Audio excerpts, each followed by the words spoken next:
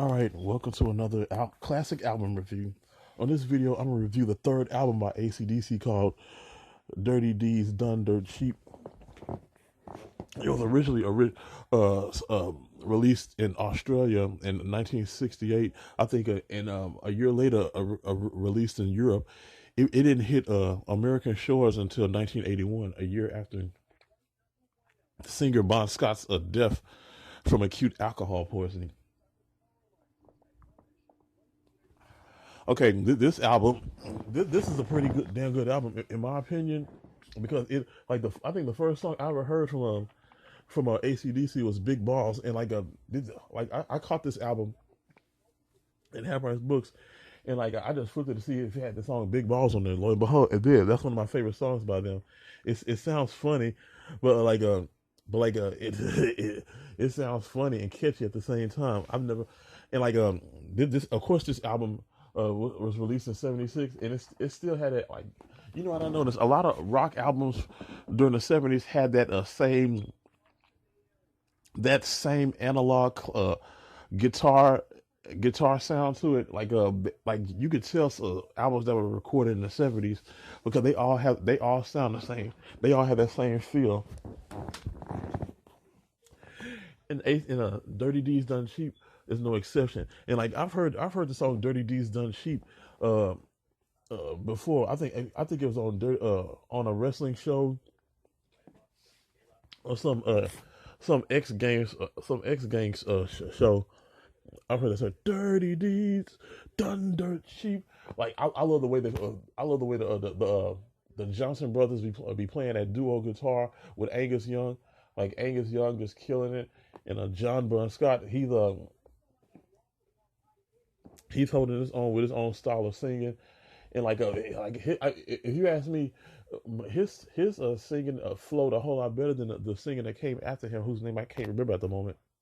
Who's singing in that strainy voice? Yeah, yeah, I love the feel like this. This is what I like about this album, because it has that mid '70s rock sound to it, and like that sound is so distinct and so unique and so common and familiar within that era of music. And on Dirty Deeds Done Cheap, it had that feel from the start to the beginning. It was that song, and then Love at First Feel, which sound like some teenage hormone Copperfield type song, and like it had that feel. And then like of course Big Balls. I don't know what they was getting at with the big balls. They were talking about like dining room balls, but we all know Big Balls was about testicles. What else would they be singing about? I mean, come on. But like I guess it flew under during that time. It was risque, and it flew under the radar because they didn't just come out and just say I got big nuts or I got big testicles. They basically said I got big balls. Like I heard this version, and I heard another version on the ECW soundtrack. The one, in my opinion, when it comes to the song Big Balls, uh, the ECW soundtrack version sounds better. That's in my opinion. That sounds better than the one on Dirty Deeds Done Cheap. And I wasn't really feeling the song Rocker. Like it's basically singing about being a rocker, but like song Problem Child, like I like the feel of that vibe. But it kind of, the song Problem Child and the lyrics, it flowed perfectly with the whole theme of this album. It said the Problem Child said I'm hot, and when I'm not, I'm cold as ice. See me coming, step aside or pay the price. What I want to take, what I want, I don't break. I don't that with a flick of my knife, I can change your life. There's nothing you can do, because I'm a problem child. And see, he's basically talking about like a teenage rebel who's who's going through who's going through this active rebellion that he really can't shake.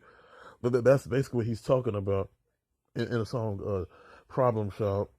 And then you got songs like There's Gonna Be Some Rockin'. I wasn't really feeling that. That wasn't really my cup of tea either.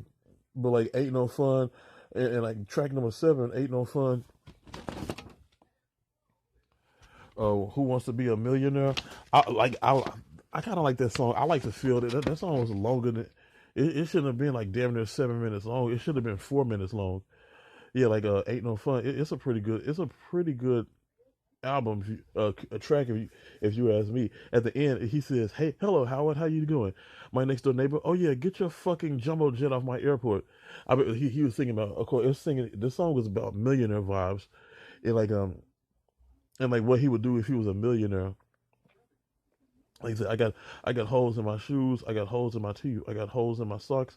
I can't get no sleep. I'm trying to make a million, and I got patches on my old blue jeans. Well, they used to be blue uh, when they used to be new. Well, he said when they used to be clean. He said I got a mama who's a Hummer and who's keeping me alive while I'm in a band drinking with the boys. She's working 9 to 5, knows her place. That woman, that bitch. Hold up, and I'm not mistaken. He said bitch in that song, but like it's not in the lyrics. But he said bitch if I'm not mistaken. Because I'm like, damn, did he just say bitch? And then and after that, it's a track called Ride On. It's a Ride On. It's pretty good. It still had that 70s vibe, that 70s rock vibe that I was really gigging to. And then the final song was a song called Squealer. Squealer got this killer bass line. I really like that killer bass line for the song Squealer. It really was it really had me grooving. I really liked it. That song 'cause like I like albums like this that can finish and that can start and finish with the same type of feel, the same type of vibe. They really did they really outdid themselves with the Squealer song. From a scale of 1 to 10, I give it a 9. From a scale of 1 to 20, I give it a 17. All right, that's all I got to say.